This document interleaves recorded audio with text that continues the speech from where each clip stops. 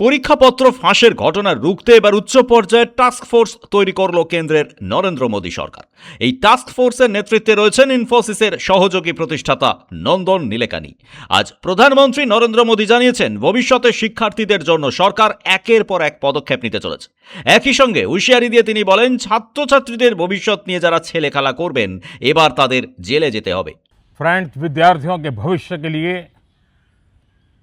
भारत सरकार लगातार अनेकविध कदम उठा रही है। जिन लोगों ने विद्यार्थियों के भविष्य के साथ खिलवाड़ किया वे जेलों में सड़ रहे हैं। মোদী জানিয়েছেন, ইতিমধ্যেই ফাস্ট ট্র্যাক কোর্ট তৈরি করা হয়েছে।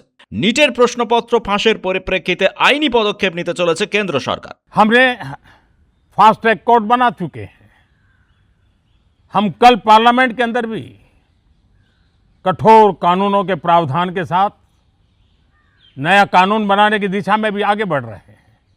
लेकिन हमें भविष्य के लिए सोचना है।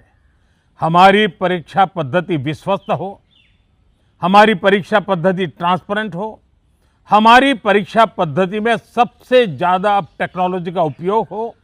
इन सारी बातों को ध्यान में रखते हुए विश्व प्रसिद्ध टेक्नोलॉजी एक्सपर्ट श्रीमान नंदन नीलेकनी जी के नेतृत्व में एक हाई पावर टास्क फोर्स बनाने का निर्णय किया है, जो एग्जामिनेशन रिफॉर्म की तरफ फोकस करेगा और जल्द से जल्द आने वाली परीक्षाओं की विश्वसनीयता को सुनिश्चित करने का काम इसके रिपोर्ट के आधार पर कर दिया जाएगा।